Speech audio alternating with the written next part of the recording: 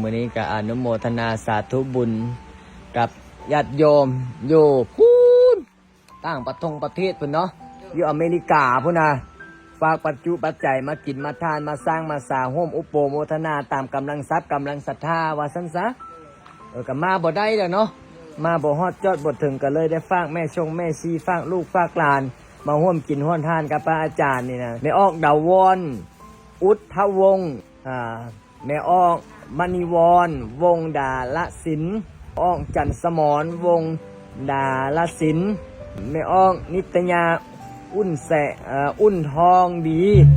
$50หาไปแล้วเด้อให้คำไม่คู่ในร่ำไม่รวยอนุโมทนาสาธุบุญกับแม่ออกที่เอามาฝากเนาะสาธุบ่มีดอกเบี้ยให้ใดจ้ะ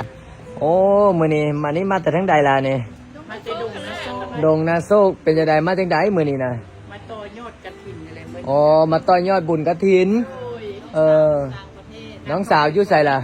อยู่สหรัฐอเมริกาโอ้อยู่รัฐใดอาคันซอเพิ่นน่ะประตูอยู่ไกลเนาะเฮาสิคือบ่ได้ไปน้ำเขาดอกเห็นลงเฟซตลอดอ๋อ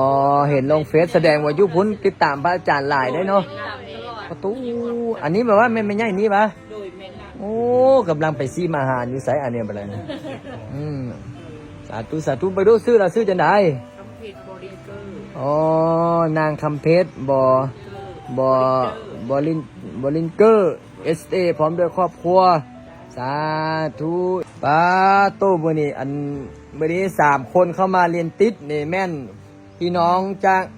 USA หรือว่าอยู่อเมริกาฝากมาได้อันนี้นะเมื่อกี้นี่ก็แม่ใหญ่นั้นฝากมาบัดนี้ก็แม่ใหญ่นั้นฝากมาอันนี้ก็พ่อใหญ่นี้มาเป็นตัวแทนเนาะป้าบ่หรือจะได้เป็นอาเนาะมาเป็นแทนตัวแทนก็นางพุทธสอนไสยสิทธิ์นางสุดสดาติกและกับพร้อมคณะใส่บุญใส่ยัตติตามนะ